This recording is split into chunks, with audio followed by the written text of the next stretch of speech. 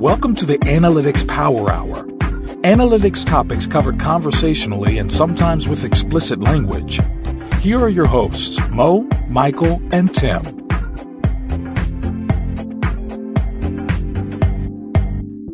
Hey everyone, it's the Analytics Power Hour, and this is episode 207. You know, it's said that the human mind is more designed to fit things than it is for the truth.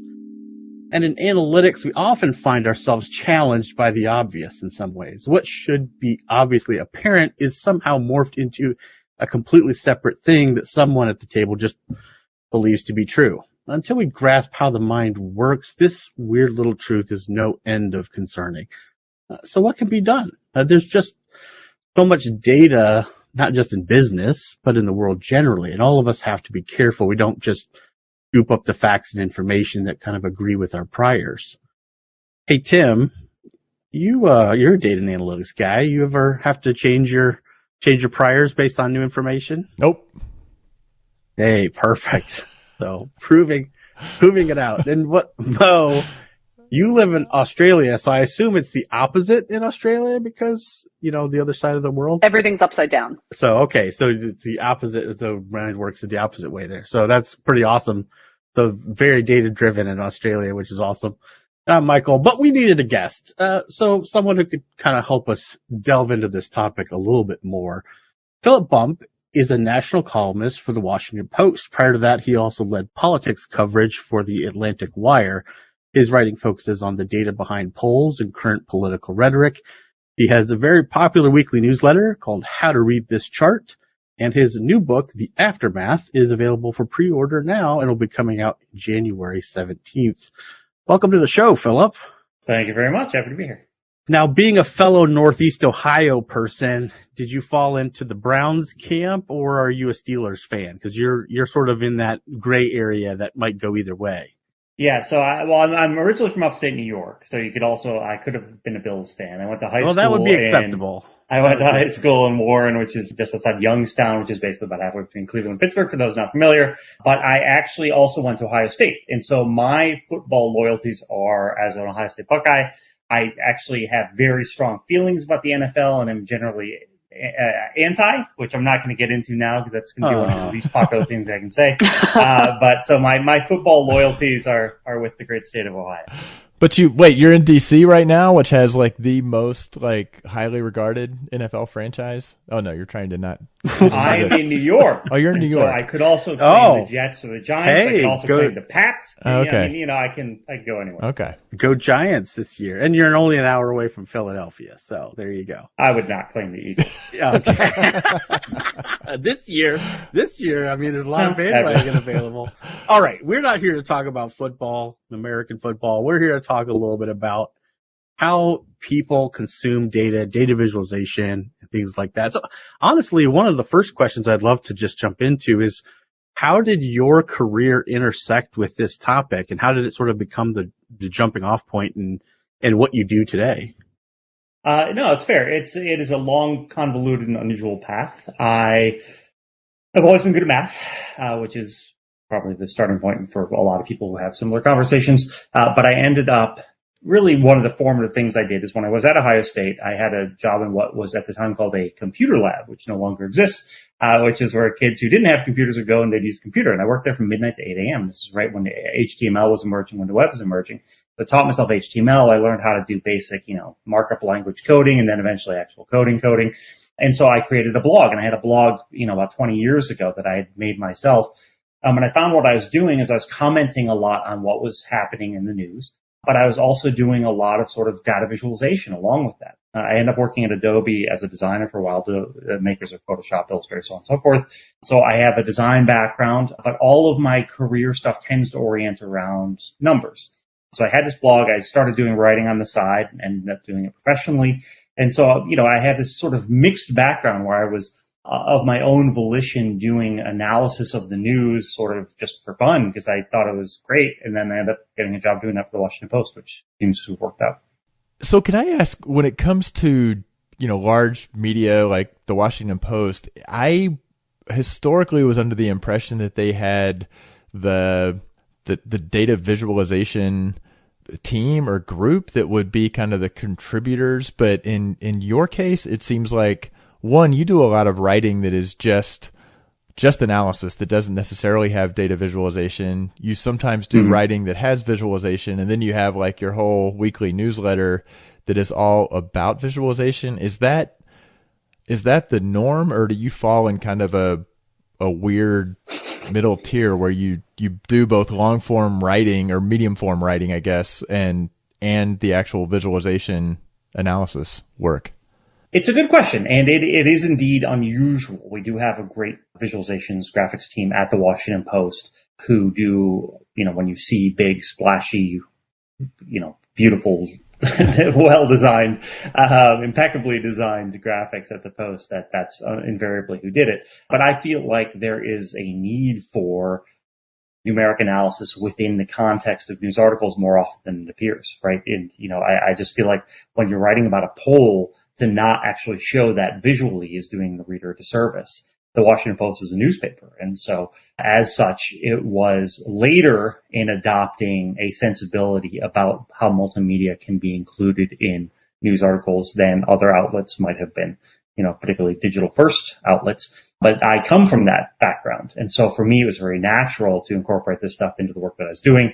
I knew how to do it. I, can make it graph very, very quickly, and I can have it say what I want to say. And, honestly, a lot of times stories follow from the data visualization rather than the data visualization necessarily driving the story. I'll look at the data and say, oh, that's interesting how that, I did this story before the midterm elections that was looking at the extent to which Fox News was talking about crime. And it was a story that did very well and got a lot of attention, but solely based on my doing the data analysis and then visualizing it and being able to see, oh, look at this spike right here. That then became the story. And that's not something you can do if you're saying to the graphics department, hey, I'd love to have you crunch these numbers and see what you come up with. And so, yeah, it's an unusual space. I think it's a space that more people need to occupy. And I think it's a space that for people who do this stuff natively, there's a lot of opportunities in media, I think, over the longer term, if you are able to bring to it a sensibility of how data can be visualized and how that can inform what it is you're trying to convey more broadly.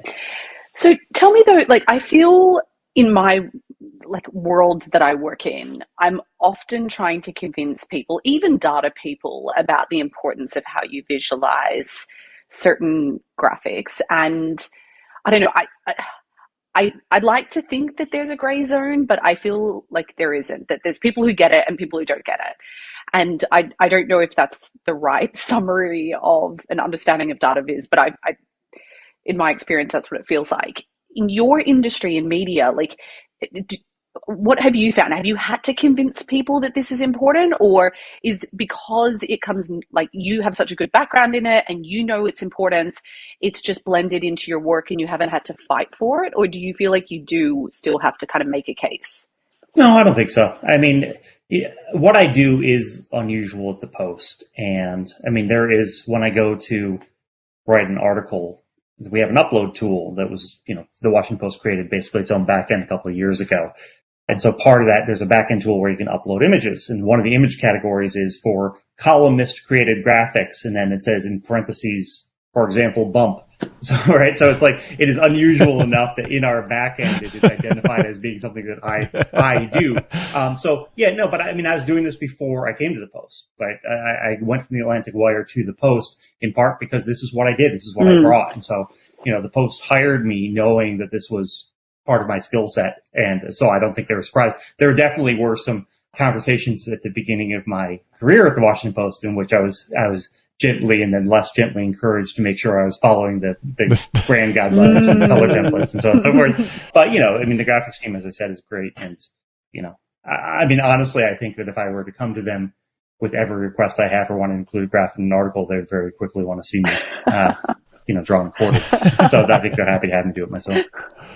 What are your tools? I mean, in How to Read This Chart, you sometimes kind of allude to some of the, especially on kind of the geotype tools, but do you have a go-to tool set? Because in How to Read This Chart, you're like, well, this is another free tool that you can do this cool thing with. Do you have a set of tools that you're going to, or does it, you must. Yeah, I do. I do.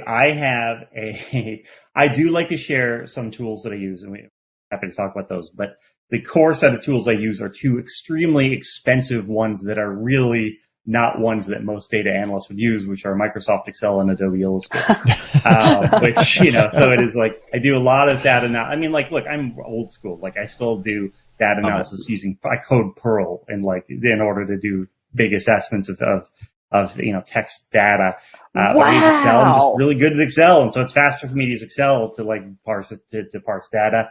I use Illustrator because I worked at Adobe and I used Illustrator for decades. And so like, I'm just very good at Illustrator. So I can make but then there are online tools too, like this thing that I talked about before in the newsletter, rawgraphs.io, which allows you to take tabular data and very quickly put it into different formats. I use that a lot because it's really good and it's just fast. And, you don't have to dig into R or do anything along those lines, which is not my core skill set anyway. Are there undoubtedly better tools to do what I do? Yes. Am I very fast at doing them using the tools that I have? Also. Oh, Mo, like insert Mo Googling rawgraphs.io. I'm like, I feel like I'm going to have to spend a couple hours digging around. It looks very cool. It's great. It's a great tool. Well, and it is, and maybe this is a little back to where I think Mo, kind of a slightly different angle from where Mo was. It's interesting coming from an analytics in the business world where we say, we crunch the data and then we create and maybe experiment with different visualizations. And then I'm going to speak broadly for the whole industry, drop it into a slide deck and then try to tell a story.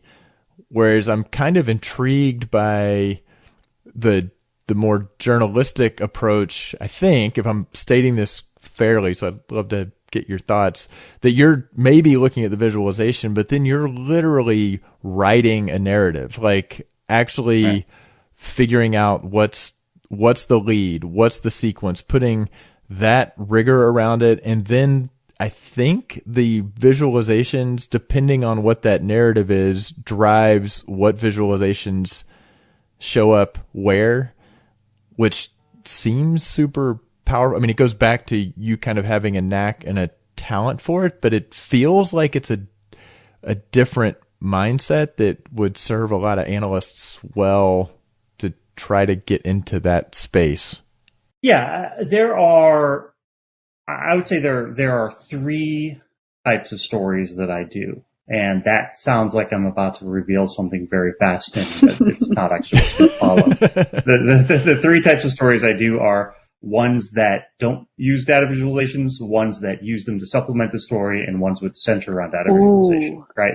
Which, no kidding. Like, wow, great, thanks. But that's important, right? So I do a lot of stories that are just like, here's what's happening in the world, and here is, one way in which you might look at it. Then there are stories I do where I look at patterns that I see in politics that then, here are some poll results that show how this trend has formed over time, and so on and so forth. And then there are ones that I did, like the aforementioned story I did about crime and Fox News' coverage, that are really centered around a visualization. And even if it doesn't necessarily seem to the reader that it's centered around visualization, it may nonetheless be. And of course, there are times when I'm like, hey, look at this cool chart, and I just do a cool chart, right? Like, those are, I guess, sort of a fourth category, a subset of the third category.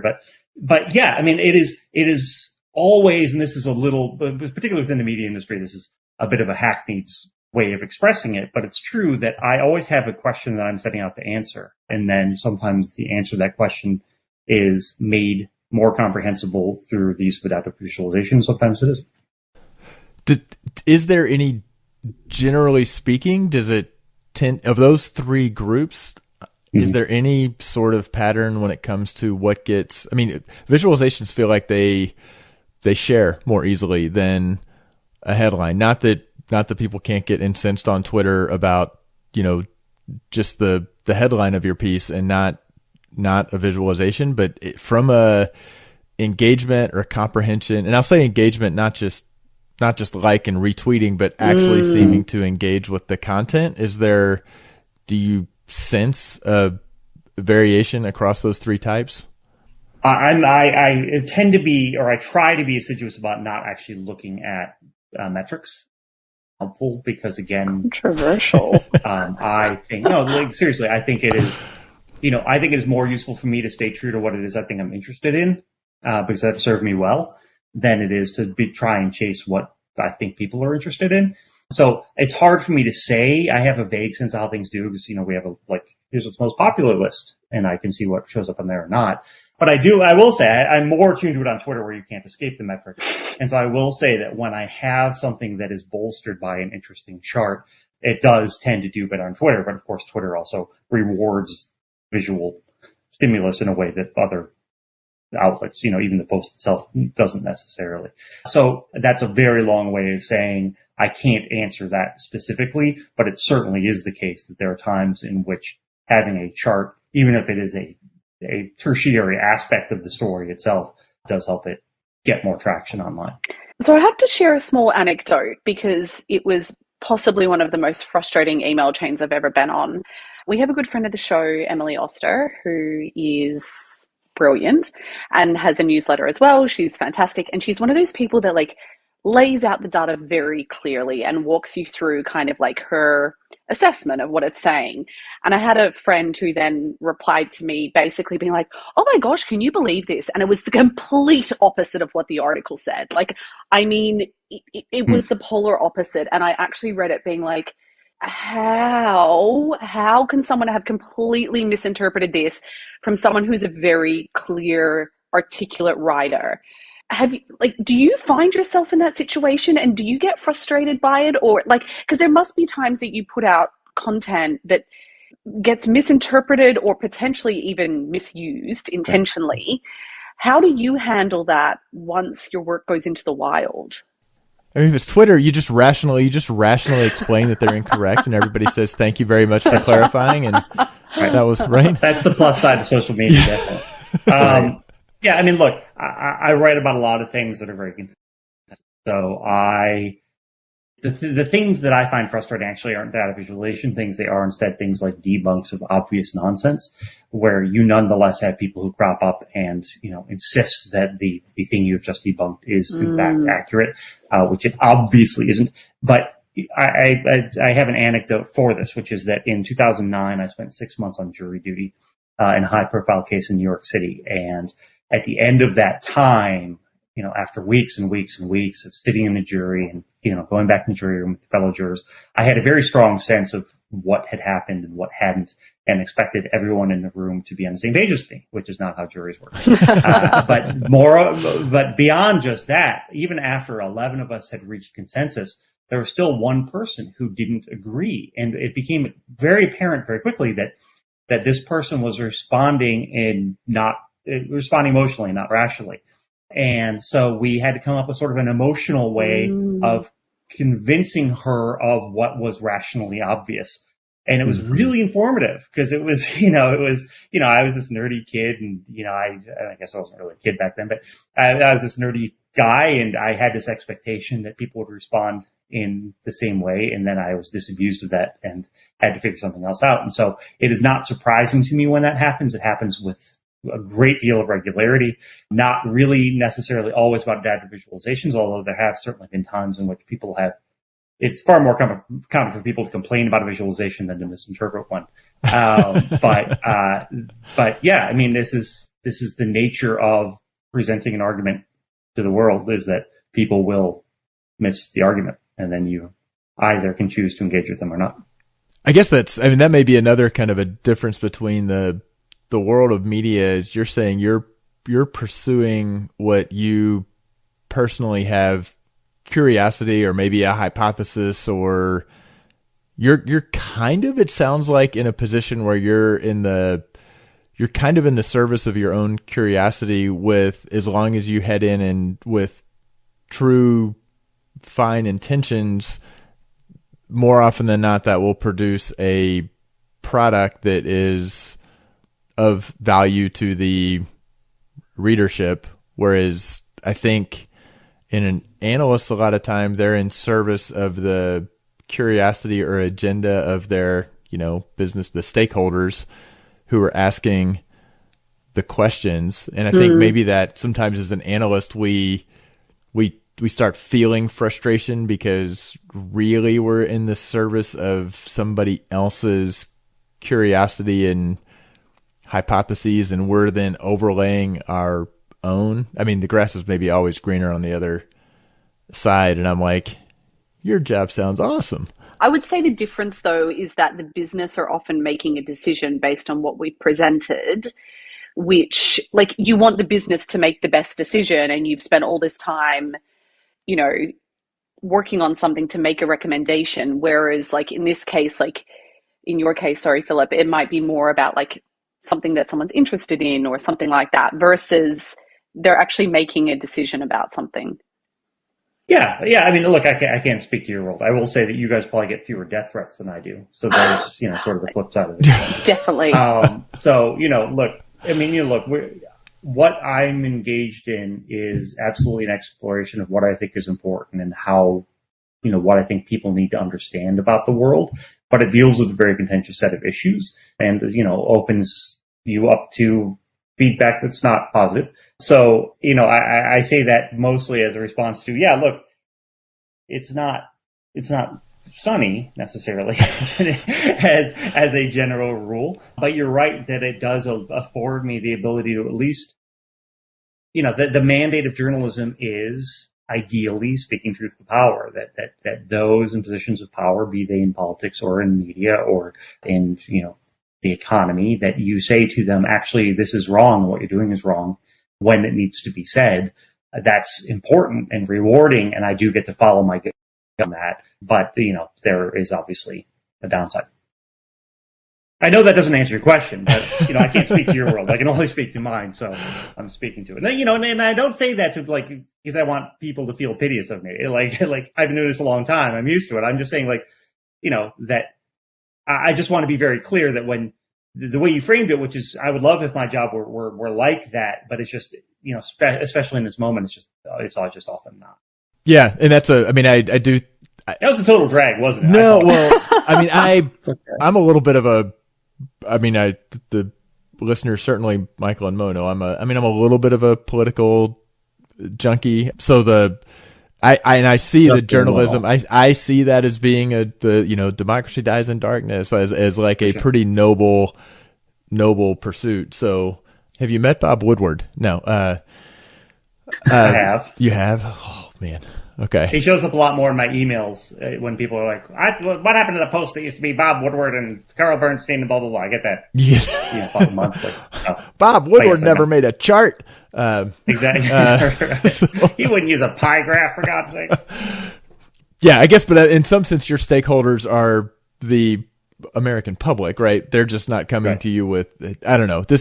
I do not think I had put enough thought into the distinction between the roles heading into this. And so now, therefore, I'm thinking out loud, which is never good. Dangerous. And look, if what this thing gets into is, cut this whole section out, that's fine. Like no, legitimately, it's fine. Yeah, like I think there's an interesting dichotomy because, in the world of business analytics, in essence, we're supposed to be doing something somewhat similar in a lot of cases where we are also using data to, it's not framed as speak truth to power, but in a certain sense, speak truth to power or speak truth to business leaders or other leaders, which is the data shows that this is the thing that's happening, with clarity or the narrative that's emerging from the data. And I think it's kind of an interesting juxtaposition because in the world of business, well, yeah, we probably don't get death threats. We do get yelled at and we do get fired and we do get dismissed. And a lot of times you'll find pretty unhappy analysts who are sort of like in jobs where, with the phrase quiet quitting is out there now. So we can use that one, like where they're undercover because nobody listens to them anyway. And it takes a lot of bravery, I think. And I think maybe that's the common thread is if you're going to be a great analyst, whether you're going to do that sort of in the public sphere or within a company, it takes a lot of courage, I think, to continue to pursue showing people the truth, right? Or as best as you can. And I think maybe that's the through line that we can kind of draw there because it's certainly the risks or the profile is different, but the function is I think can be somewhat thought of as similar. Nope. I want Philip to be up on a pedestal, and I want to be down. I absolutely. It's a whole different thing, but I think we can all claim some nobility, Tim, which is what I'm trying to give people. I mean, look, and I say this, I spent some time, I was in AmeriCorps for a while, and there's a great Martin Luther King quote, which is, that I was paraphrasing here, that there's nobility in all work, right? And he uses the right, if you're going to be a street sweeper, be the best street sweeper you can be, right? And you're right, these are both occupations, and by both, I mean, everything that's sort of encompassing here, that focus on representing the world as it is, right? And I think that is a more noble occupation than, say, Tucker Carlson, whose job is not to represent the world as it is, right? I think that there is absolutely nobility, no matter what it is, and no matter what, that comes with saying, here's what I've looked at, and here's what this says, and this is what you should know. That, I think, is the through line. And yes, the repercussions are very different. And, I don't want to get fired either, right? I have to do a good job from that standpoint as well. So, I mean, there are equivalences. And I don't, I raised that before simply to say that, to point out that there is this added level of frustration that you get from doing the work that I do than hopefully the work that you guys and your listeners do that no one should have, right? My goal, I guess what I'm saying too is my goal is not to have all of you guys get death threats, but rather to have fewer. Yeah. I guess, and I can chart that too. But I think two things, right? It's sort of like we all need to sort of follow that example like we see you setting in the public sphere, which is keep showing up, keep trying to do that thing. It's awfully easy to sort of sometimes let it be like, all right, I won't bring it up because I know we won't get a good reception about this because so-and-so believes this and we'll never get headway on this topic. So I won't even bring it up in the meeting, right? That kind of stuff happens in the business world all the time where people are just like, yeah, it's not a battle worth fighting.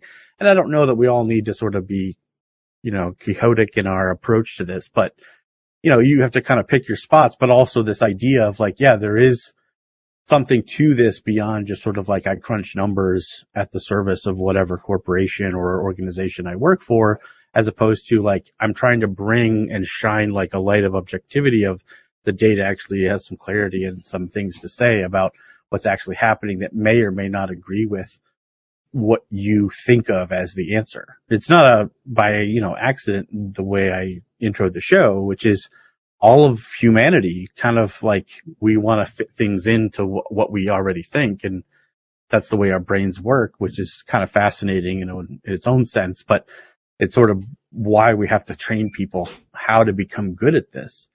It's interesting. Do you see, because obviously you interact with so many people in the world, do you see sort of an increase of data fluency? I don't like to say literacy, but like data fluency across sort of like, do you feel like it's increasing or is it about the same? Like you've been doing this for a long time. Like what are your perceptions of the public, I guess? That's a great question. I honestly, I've never really considered it. And that has some irony coming from a guy who started a newsletter that was aimed at increasing that, right? I think it's sort of necessarily the case that people are more aware of how to read basic data visualizations than they used to be, simply because it must necessarily be the case, and I haven't seen this measured, but it must necessarily be the case people encounter them more often than they used to, right? And, in the year 1990, if you open the newspaper and there may have been a couple of charts in there, that might have been your exposure to it in a school book, something along those lines, which isn't necessarily what people, or on television news. Now, you're sort of inundated with them, particularly, the tool set to make them is obviously broadly available. Now, of course, you have a lot more interactive things which encourage exploration, which didn't exist back then. But I think it must necessarily be the case. But I am a human being, and the things that stick out at me are the times when people don't get it, because, we tend to look at the negatives more often than we ought. And so, yeah, I mean, it definitely is the case that there are things that I think are intuitive, like scatter plots. I think scatter plots are incredibly intuitive, and I use them all the time, so I think they're very useful. And yes. just look at them, like, what the hell is that thing? And it's like, look, man, there's two axes. It's not complicated, right? But this is part of why I started the newsletter, because I want people to feel comfortable. And, so the newsletter is super light, and it sounds like a plug for the newsletter, which wasn't meant to be, but might as well. But, it's meant to be super light and easy to access and get people to just look at graphs that they wouldn't otherwise see and say, hey, that's actually kind of cool looking. And what does it actually say? And I still don't really get it. And I get a lot of emails each week. It's like, I still don't really get it, but it was fun to look at. And I thought it was a good story. And that's good. I think that's fine. And I think that I have, lots of people who willingly sign up for a thing that literally is like, hey, it's I wouldn't use this analogy because I don't think it's apt, but in the 1990s, the X for Dummies books were super popular. And I was always just like, why the hell would you buy a book called X for Dummies? Like, who stands at the checkout and has that in their hands? It's like, hey, I'm an idiot. Look at me, right? But I think that the way that we do this with How to Read This Chart is just more of like, it's more like expanding your awareness and expanding your knowledge. And I think, even if I get an email from people like, hey, I didn't quite get it, I think the fact that they signed up for it is great and I think beneficial. So now that you've mentioned I'm going to do a lot of my old 1990s stand-up shtick here. I hope that's okay. Now that you've mentioned okay. scatter plots, which you do like, and I also struggle with why some people don't understand them because they seem really intuitive to me. And I'm going to give you like a multiple option, choose your own adventure. Are there any things with data viz that you always do or that you never do? Like a couple of tips that you're like, I definitely find myself regularly doing this, or I absolutely never do this. I tend to do a lot of sort of experimentation, and I do data visualizations that don't work, right? Like sometimes I'll do a visualization and I know it's sort of pushing the boundary and I know it's more complicated than it needs to be. And I just kind of like it and I'm just kind of throwing it out there. And, God bless the Washington Post for giving me the space to do that. At no point in time has anyone ever come to me and said, this was a terrible graph and you shouldn't have done it. So one thing that I do that I encourage people to do is just try different stuff and try different visualizations. And some of the things I've had that have done the best have been things that were different than what I normally do. Like I remember when Ebola was emerging in 2014, I did a visualization of the Post that had, I believe, a visual representation of all 300 at the time million Americans, and then 3 of them were colored red to indicate the number of Ebola cases. And it was just this huge, it was a massive stain on web browsers to load the thing. People clicked it and, people actually wrote it and were like, hey, actually your JavaScript code here could be streamlined a little bit and made more efficient. So, the writers helped me code it a little better. But, things like that, it was an exploration of trying to figure out a way to convey this information in a way that was useful that I think worked. Are there things I don't do? Nothing that I can think of. I mean, honestly, I'm all for more data visualization and however it works and whatever it looks like. I'm hard pressed to think of something that I would say no to. So you would say yes to a 3D exploding pie chart, just for the record? Yeah, what, honestly, yeah. Oh, wow. No, so for real, because it's like, sometimes if that works and it's visually interesting, sure, who cares? Like, honestly. I mean, nice. It's harder to make an illustrator because you got to use this weird bevel control and stuff like that. It's hard to make an R too because you have to use a polar coordinate and the help even says don't do this. But so I mean, I do want to go. But I mean, literally, who cares, right?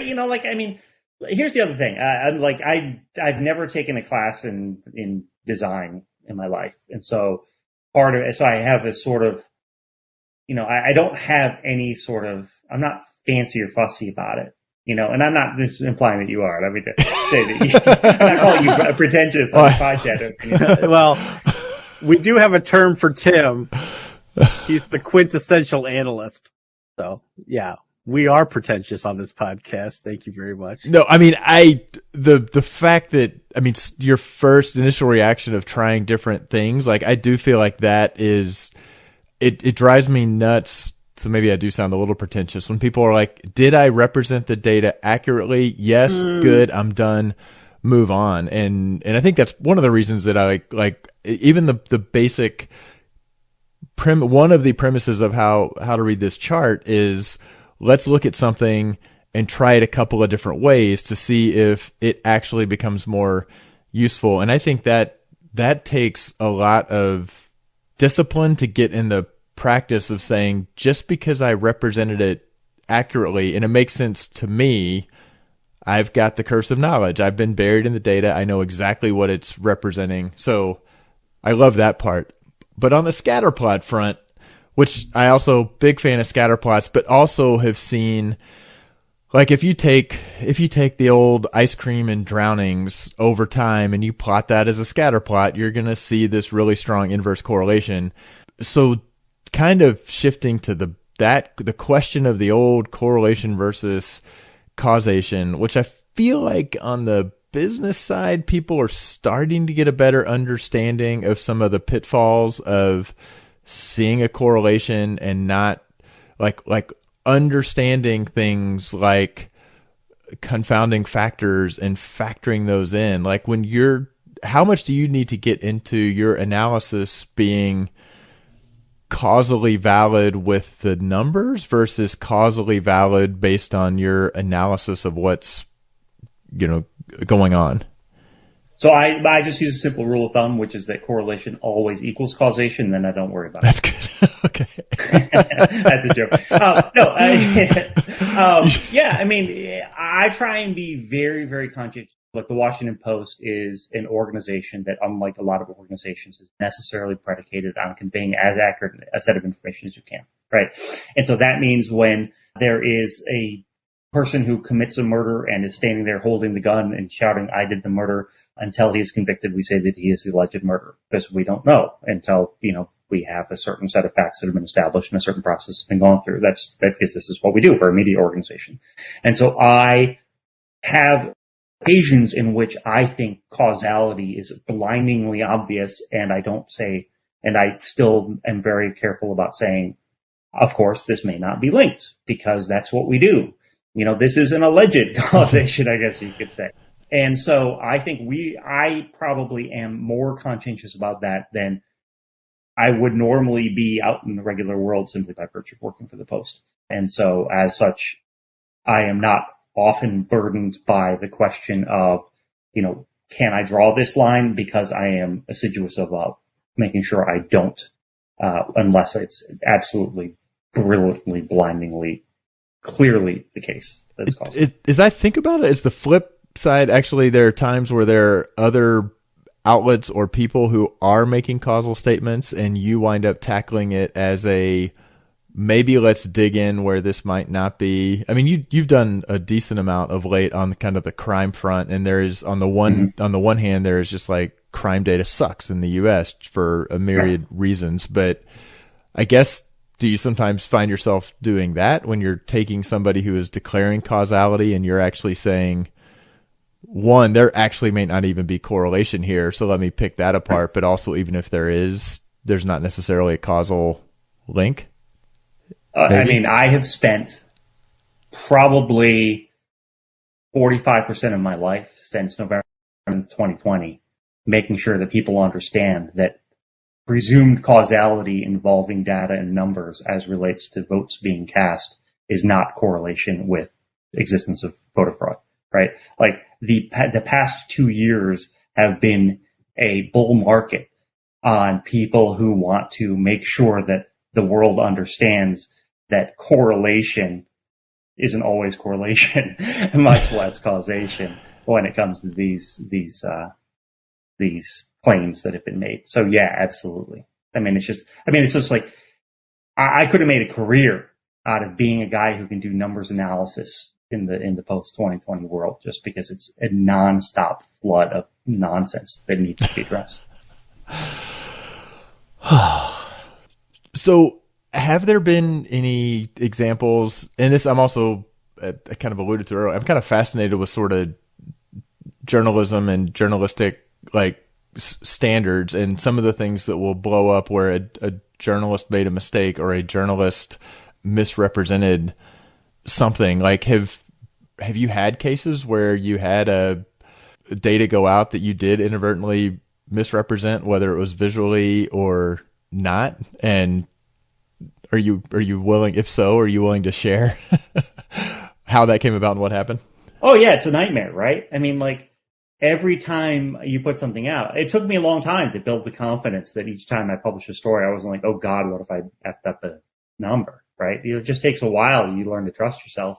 But absolutely, my favorite example, just because it's so goofy, is one time I did this story, and this is why I love my job at the Post, because they let me do stories like this. But one time I did a story. It was probably June of 2018, would be my guess, maybe 2017. And I did a story that was literally like, what if when Donald Trump was going down the escalator in Trump Tower, the escalator were infinite and he never stopped moving down the escalator? Where would he be in space and time? That was the story. And so I figured out like the orientation of the escalator relative to north-south. I figured out the rate of speed. I actually went to Trump Tower and rode the escalator to see how fast it went. And so I actually extrapolated outwards, and I showed, I illustrated in Illustrator this fake escalator extending out into space and how high it would basically be above the Earth's surface. And I published this story, and it was a lot of fun. It was just basically math and nerdy and goofy. And then this math teacher writes in, and he's like, love this story. It's really funny, but you messed up your trig and used, instead I was doing like SOHCAHTOA and I did like the ka instead of the toa or something like that. And he was right. Or it was something even less than that. Maybe even just like the Pythagorean theorem. So, but like I had shown a triangle and I'd gotten the sides wrong, and I had to switch the sides. And so it ended up repositioning him in space in a whole different place. And I had to append this whole thing on the bottom. And it was just the funniest correction I've ever had to do, because I was totally flat wrong with what I ended up with. And the stakes were so low that it was like totally unpainful. So that's my favorite story, because it was a massive correction I had to do, but the stakes were so low that it was fun to actually do the correction. But so yeah. But I assume just the Washington, is there a formal workflow when you actually need to issue a correction? Like, is that in the Washington Post corrections database for all time at this point? There actually isn't a corrections database, or there wasn't at the time. Once we got the new CMS, there is now a correction tool. I'm not sure if that's logged somewhere. So that one escaped that. But, corrections take different forms. Sometimes it's, I accidentally take I misspelled someone's last name, for example, and that, will often get this name was originally spelled. Sometimes it'll just be like, there's a typo. I said, 2100 instead of 2010, and you could just tweak that. So it depends on what the correction is. But no, if you want to seek that one out, you'll have to search for it yourself. But I think if you do a search for if Donald Trump had never gotten off the escalator in Trump Tower, there probably aren't a lot of hits. Well, but he was going down the escalator. So did you take him through the Earth, and then it's kind of where he came out? I mean, so to me, what would be fascinating is where did he emerge on the other side? Because he was coming at an angle, right? Like, that's correct. He ended up basically he went through the Earth, yes, over the course of this time, and then the escalator presumably kept going the exact same direction. So basically emerged out of the Earth, like when you were a kid and you dig down to China. Yeah. It was like that sort of thing, and he ended up, if I remember correctly, somewhere just inside Earth's atmosphere above like some island in the South Pacific. Nice place to be. But he didn't. He actually got off and gave a speech. This is very useful for when the XKCD starts taking submissions for their next version of What If. Yeah. One quick question I do have. You mentioned that you worked at Adobe and you've kind of always been interested in this space. Is there anyone that's inspired you, or that whose work that you follow, that you look to in the industry? Like, is everything self-taught? Like, I feel like DataViz, there are so many people that are involved in this that you kind of get bits from different people, but that's been my experience. So I'm curious to understand how you kind of developed, and if there are people that have inspired you. I'm going to give a what at first will seem like a very normie answer, which is our good friend Edward Tufte. But I'm going to go in a different direction with it, which is when I was at Adobe, they paid for me to go to one of his seminars, which 80% of your audience, I'm sure, has gone through a similar experience. So you go, and at the time, this is in the early 2000s in Silicon Valley, and I went to the seminar and sat through the morning session. It was very fascinating. I got all, the stack of books, which was 3 at the time, and then there was lunch, and then after lunch, he went into this thing about how to make your charts for PowerPoint good. And I was just like, I'm not staying for that, and I left. And it was only years later that I was like, that is so brilliant, because that's how he gets all the businesses to pay for people to go to his seminar, right, man? It's brilliant. And so that was also part of what I was thinking with how to read this chart, was I'm going to sucker people in and give them what I want them to do is I want them to learn about charts, and obviously, of course, click through the Washington Post and eventually subscribe to the Washington Post. But I'm going to give them something of value too, which is understanding these things, and at times learn how to actually make these things, like I'm going to do the same thing. I'm going to be conscientious about the value I'm giving to people that's inescapable, so that I can then get them to also click through to the Washington Post and subscribe to the Washington Post. And I just thought, like, from a standpoint of how you actually use your skills to engage people in a way that also benefits you, brilliant. And he does nice charts. I'll add that. We should have thought of something like that for this podcast. Oh, well, but I mean, there's a part where it's kind of similar in that I feel like because you have enough of an audience that you have that, it feels like you have people will share, I found this thing. I mean, some of the times when you find like this was a chart that was found in a magazine that went out of print in like 1958, right, and you share it. So you get that bit of like things coming in that you get to put your eye on and say, is this good, bad, cool? Did it work? Did it not? Yeah, it's nice. There's been a sort of a community that's evolved around it, right? You know, it turns out there are a lot of retired professors who really love to talk about data visualization. and I'm all for it. Like, it's great. I get all these, you know, emails. Hey, check this thing out. And it's fun. It's a lot of fun. You know, and my job isn't always fun. So it's nice to have this sort of fun side. Have you ever thought about setting up a Discord server for all the retired? I'm just kidding. That's a joke. I mean, honestly, I have thought about how I can expand it, but I also have a lot of fun. No, I mean, like, retired professors are probably not going to use Discord. Yeah. So. Hey, man. Okay. Let's put it in, you never know. Maybe, yeah. I didn't. Who would have thought that if he did a newsletter about how to read charts, people would be like, "Hey, let's check that out." Right? So, I guess you guys probably would have assumed that would. Well, no, because I mean, we said let's talk about analytics on a podcast, and I'm like, listen to that. There you go. Here we are. Okay, but we do have to start to wrap up. One thing we love to do is go around the horn and share a last call, something we think might be of interest to our audience. It can come from anywhere. You're our guest, Philip. Do you have a last call you'd like to share? Yeah, I mean, look, I'm going to be totally self-serving in lines with what we just talked about. I have this book that's coming out in January, and the pitch I'm going to make is that it has 130 distinct charts in it. There are basically a chart for every 3 pages in the book. Really, really, I think, obviously fascinating to look at the baby boom, what happens after the baby boom, you know, how power shifts in the United States. But there's a ton of data visualization, including some stuff that I cannot wait that's going to end up in the newsletter as well. Just some really, really great visualizations that I can't wait for the book to come out because I'm really excited about them. But, you know, look, you know, you have me on. I have this thing to plug. Sorry, guys. No, do it. Perfect. We call that synergy. Yeah. Or in the words of 30 Rock, vertical integration. Okay. What about you, Mo? What's your last call? I'm actually going to take a leaf out of Philip's book and be a little bit self-serving. I have got a completely different last call, which is actually a request from our listeners. So what I want to understand is how you like to absorb information about what's going on in the industry. So I want to know whether like you mainly look at listen to podcasts, you look at blogs, read newsletters, watch YouTube? Do you do training? Do you stay up to date on social media? I'd love you to tweet me or message me on Measure Slack. I'm just trying to figure out like, what are all the cool kids doing now? Like, hopefully everyone's not on Be Real, but yeah, like I want to check in and see how people are staying up to date on what's going on in the industry. Oh no, I hear an Analytics Power Hour TikTok account coming. Oh dear. No, we can't even manage to tweet more than once every 2 weeks. Yeah. So okay. Not going to say anything else because I don't want to get our listeners thinking and down any certain lines. Tim, what about you? What's your last call?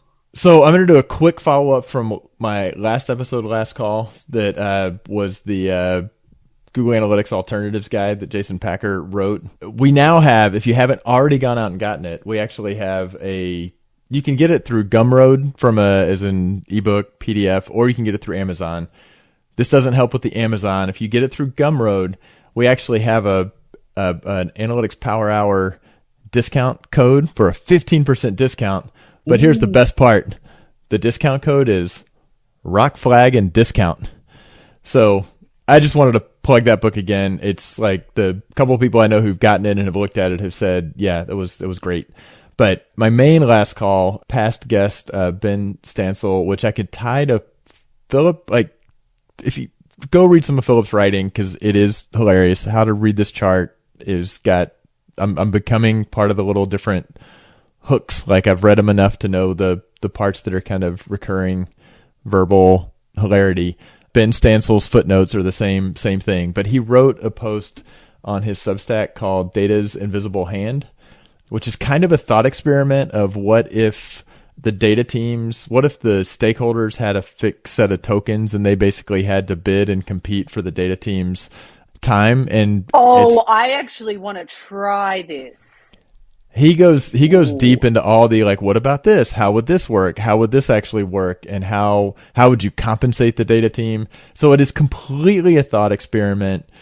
Probably not. There's some of the commenters are like, we pretty much do that. And I'm pretty sure they do not do what he has outlined, but it is a fascinating kind of thought experiment. So that is worth a read. Data's Invisible Hand. What about you, Michael? Well, I read an article recently. So in analytics, we often find ourselves hand in hand with sort of change management in some way, shape, or form, just because we're analyzing things. Let's change things. So I read this article that has this model for change management that I'd never come across before, and I really like it. I think it's called Lippitt-Noster model for managing complex change. So I thought that was pretty fascinating. Shocker. It rolls right off the tongue. I'm shocked that it hasn't just made it into the zeitgeist. Why don't people know about this? I always assume when I don't know about it, it must be something like that people learn like in MBA school or something. But whatever the case, I found it very fascinating, and it was actually a really good layout. So we'll link that in the show notes, and you can take a look if you are doing organizational or change management. That is something probably worth your time to understand that model. There's others too, but it seemed like a good one. All right. Well, we would love to hear from you. If you aren't already subscribing to Philip's newsletter, How to Read This Chart, I'd say go ahead and start there, but we'd love to hear from you. And the best ways to do that are through the Measure Slack group, or on Twitter, or on our LinkedIn page. So please reach out. Let us know how you're doing and what other topics we should cover. So yeah, we'd love to hear from you. And of course, no show would be complete without a huge thank you to our producer, Josh Crowhurst. Thank you, Josh, for everything you do. And then once again, Philip, thank you so much for coming on the show. What a pleasure to have you. Fellow Ohioan, thank you very much. OH. I have to throw. I'm a New Yorker. I'm from Western New York. Yeah, okay. A New Yorker. Right by my hometown. But if we give you an OH, you'll respond with a. Well, I'll say I. Okay. Okay. That's good. There you go. Well, that's Ohio good enough State, for for us. God's sake. That's like Yeah. Like, come on. Yeah, perfect. Well, thank you. All right. Anyways, thanks for coming on the show. We really appreciated having you. We really enjoy your writing. So I'm sorry for all the other things you get in the mail, but at least you've got a few fans out there. I appreciate it. And anyways, but yeah, we really appreciate it. And I'm sure I can say for both of my co-hosts, Mo and Tim, no matter what your data visualizations are looking like right now, remember, keep analyzing.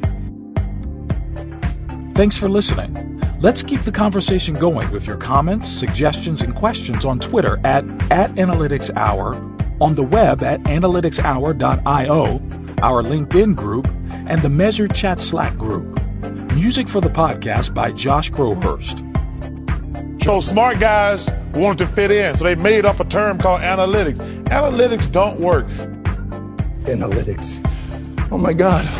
What the fuck does that even mean? So basically, this way we'll go is I'll kick it off. I might ask you if you're a Browns or a Steelers fan, given that it read one of your recent newsletters where you showed where you grew up, and I was like, oh, I didn't grow up too far from there. Where'd you grow up? I grew up in Lakewood near Cleveland. Okay, got it, sure. Oh yeah, okay, yeah, I'm happy to talk about that. That's why I went Northeast Ohio. Northeast Ohio. Yeah. So, all right. I'm in Columbus, married to an Akron girl, but I'm a okay. Texan, Quick, so, yeah. Tim. You have many other topics you can be like connected to our guest with. Don't try to take. I've been subscribing the longest. Okay, let's go. Rock flag and scatterplots die in darkness.